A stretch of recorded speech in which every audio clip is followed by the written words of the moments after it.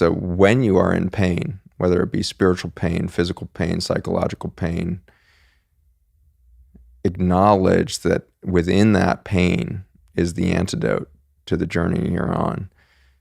The antidote, the medicine that you are seeking, is inside the pain. It's going to remind you, the pain is there to take you into the present moment.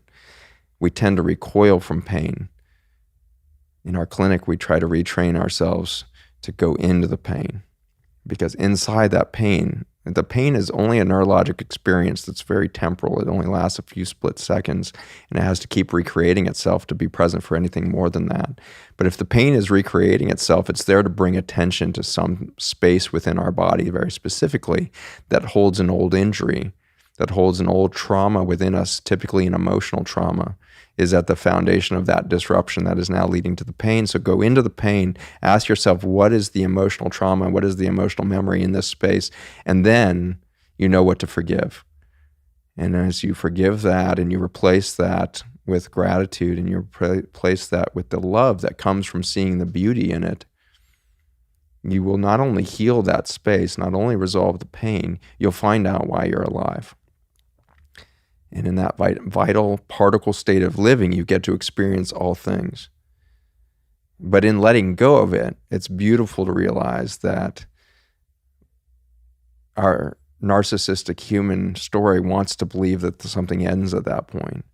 But if we learn from a tree, a single elm tree falls in the forest. If we genetically sequence its wood just 1 year later, 100,000 species have replaced it. That one species giving life to 100,000 species in just 12 short months, the cycle of one season throughout.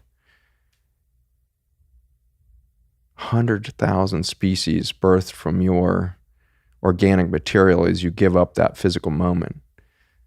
And every single atom, every single molecule, every single mineral within that body that gives up its life to create the new biodiversity, the new adaptive universe that now grows on that galactic experience of life that's now is going to remember the story of that human life. And so as you decay back into nature, you will be remembered for what you pass forward.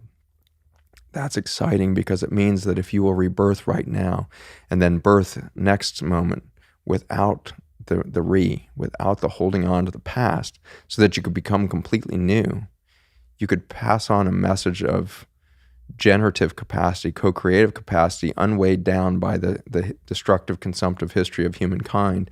And so I believe that this generation, the generations alive today, have picked this moment, 7.8 billion souls leaping into these physical bodies at once, to erase the history by our surrender of it, our letting go of our past, so that we can birth something completely new, so that those organisms that would grow out of me in the decades to come would know such a state of ecstatic creativity that they would actually go into a pro-viral state where instead of viruses adapting due to damage and decay, they would create viral messages that are about generation and about freedom from pain, freedom of restriction.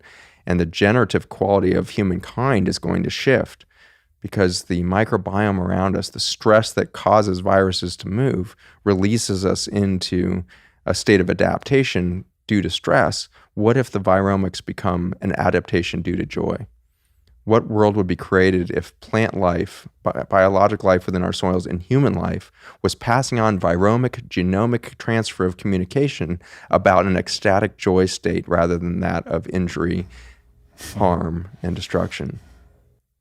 The genomics of this planet, when it sings a story of joy, will birth babies that have no idea of their origin story because it's been let go of, and they are now free to create a new history, free to create a new experience of ecstasy.